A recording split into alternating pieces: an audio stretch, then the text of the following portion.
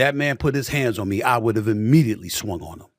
Immediately. So Stephen A. Smith just picked a fight with LeBron James. Not figuratively, but literally. This man went on national television and said that if things got physical, he would have swung on LeBron. And somehow, the man wasn't joking. Now, the King responded the same way most of us would, by laughing at him, as he posted a clip of Stephen A's awkward boxing workout and dropped a bunch of crying emojis. It was the type of petty clapback we've come to expect from NBA Twitter, but it wasn't just funny, it was actually exposing the truth. Because this wasn't just a Stephen A moment, it was a snapshot of everything that's wrong with the NBA media. I mean, we're watching a guy who hasn't dribbled a basketball in decades, openly talking about throwing hands with the greatest player of all time, all because he didn't like being corrected about Bronny James. And the worst part about all of this, it's become the new normal. This is what the NBA coverage has turned into: fake beef, manufactured drama, and hot takes louder than the game itself. Stephen A may be the face of it, but trust me, he's not the only one. Because this is bigger than one guy yelling at a camera. This is a system that's been rotting for years, and it's about damn time somebody brought it up.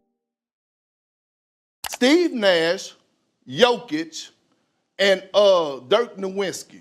Now, what do those guys have in common? I'll let it sit there and marinate. You think about it. Now, there are a lot of clowns in the NBA media, but we're starting with Stephen A. Smith for one simple reason, and it's because I don't like the guy. He's the loudest voice in the room, he's the highest paid man at ESPN, and somehow still one of the least insightful people talking about basketball. You see, Stephen A. doesn't cover the game, he performs it. Every segment is a monologue, every opinion is delivered like it's freaking Shakespeare. The louder he gets, the more serious he expects us to take him. And the worst part about all of it is that it actually works. His voice is everywhere, even when it's wrong. Let's just run down the highlight reel.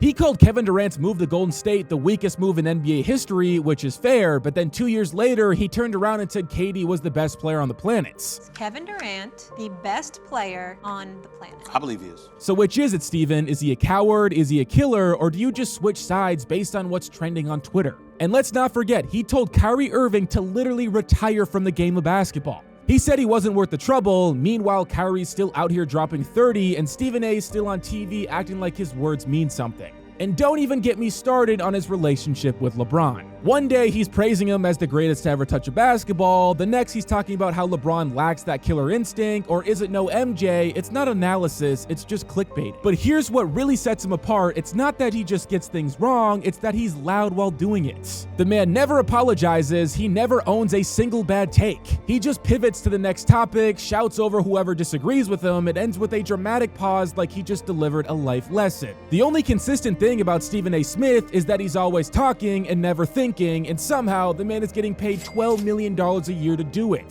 So yeah, we started this with Stephen A. not because he's the problem, but because he's the blueprint.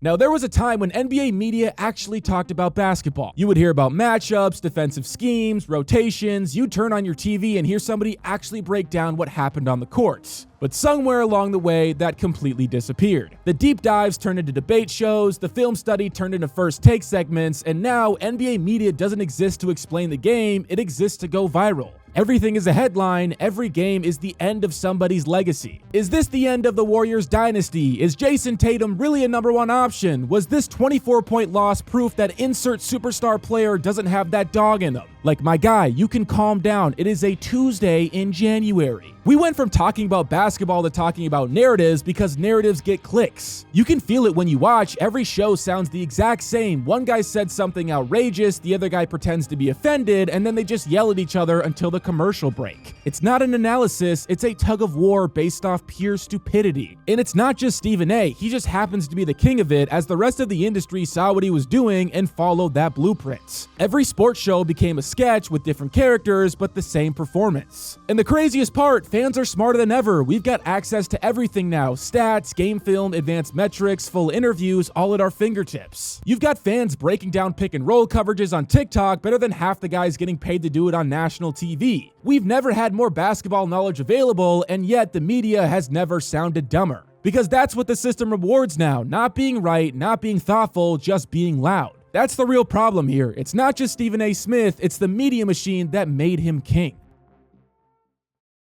Clearly remember some experts and talking heads putting up the big zero of how many championships we would have going forward because of everything that we went through. So.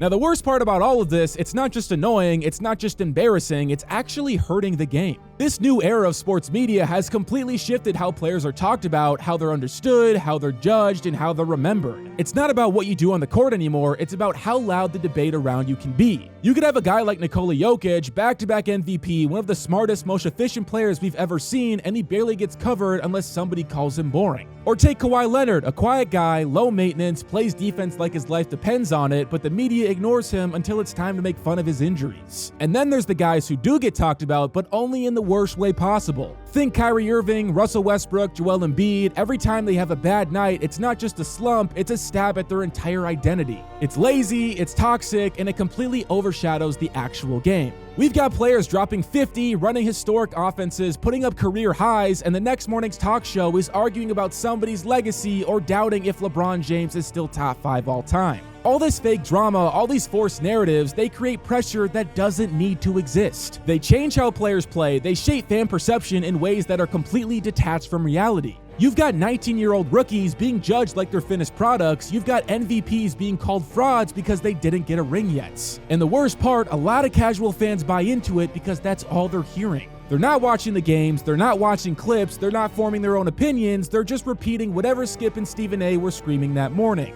And it makes some of the most talented players on the planet feels like characters in a reality show when the truth is all they deserve is respect. Now, to be fair, not everybody in the media game is a complete clown. There's still a few guys who talk the game without trying to start a fire every morning. Think about a guy like Pat McAfee. As love him or hate him, he's doing it different. His show brings real conversations, he doesn't scream over his guests, and he actually lets athletes speak. Now, don't get me wrong, the guy is loud, but it's entertainment with a purpose, not noise for the sake of it. And then there's Tim Legler, who might be the last guy on ESPN still breaking down actual basketball. He'll walk you through a defensive rotation, explain a late game play call, and somehow do it in under 90 seconds without needing a viral meltdown to make his points. These guys prove that you can do media the right way, you can be insightful, honest, and entertaining without trying to draw in the most clicks. But let's be real here, they're just the exceptions. The big platforms, the ESPNs, the FS1s, they're still pushing the same tired formula. And that's why the future of NBA media won't be on TV, it's gonna be in the hands of creators. The analysts who actually break down film on YouTube, the hoop heads on TikTok who can explain an elevator screen better than anybody on First Take, and the podcasters, the streamers, and the people who actually care about the game more than the drama. Because us fans, we're tired now, but we're smarter, we know when someone's talking about basketball and when somebody's just talking.